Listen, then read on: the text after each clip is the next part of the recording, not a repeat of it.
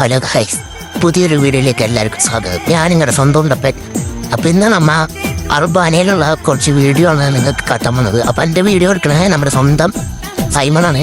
അപ്പോൾ എല്ലാവരും വീഡിയോ അവസാനം വരെ കാണണം. ഇന്ന് അർബാനോടൊക്കെ എടുക്കണമെന്ന് അപ്പം ഞാൻ വെറുതെ കയറി നിന്നുള്ളൂ. എന്നോട് എന്തൊക്കെ മുമ്പ് എനിക്കൊന്നും മനസ്സിലാവുന്നില്ല.